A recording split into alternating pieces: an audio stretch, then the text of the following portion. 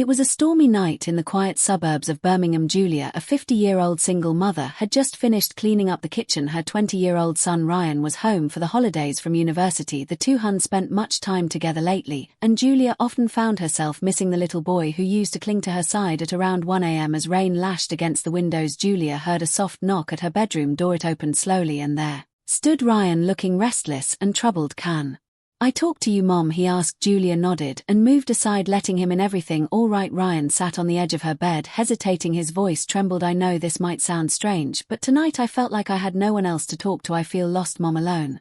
Julia's heart sank. She had always suspected Ryan was hiding something, but never pressed him. "You can always talk to me, no matter what. I've been battling things in my mind," he whispered, "stuff I don't even understand."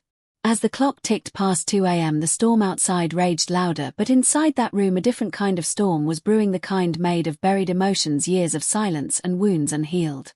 Ryan confessed that he'd struggled with depression, loneliness and guilt, that he felt broken. Julia embraced him, tears in her eyes. "Why didn't you tell me sooner? I was afraid you'd see me differently." But she didn't. She saw the same little boy who used to fall asleep in her arms, the boy who had grown into a man carrying silent pain. That night mother and son didn't sleep. They talked, they cried, they healed. By sunrise a new bond had formed, one built on truth, vulnerability and unconditional love. Julia realized that the scariest thing about being a parent wasn't losing control, it was losing connection. The real story wasn't about what he did that night, it was about what he said, and how those words saved both their lives. The storm outside faded as the first rays of morning sun peeked through the blinds. Julia sat quietly beside Ryan, her mind heavy with everything he had shared. Her son, the boy she raised, fed, protected, had been living with such emotional torment, and she never even knew Ryan had fallen asleep sometime after 4 a.m. Still wrapped in the blanket of his mother's arms, Julia stayed awake, holding him like she used to when he was little, her fingers gently brushing through his hair. She made a silent promise to herself she would never let him suffer alone again. When he stirred and opened his eyes, there was a strange peace on his face. "I slept, Mom, properly for the first time in months." Julia smiled through tired eyes. "That's all I ever wanted for you." Peace. They went downstairs together. She made him tea while he sat at the table watching her the way he used to as a child. The moment felt simple yet profound. "You know," Ryan said, "last night wasn't just about telling you how I felt, it was also about asking for help before I do something stupid."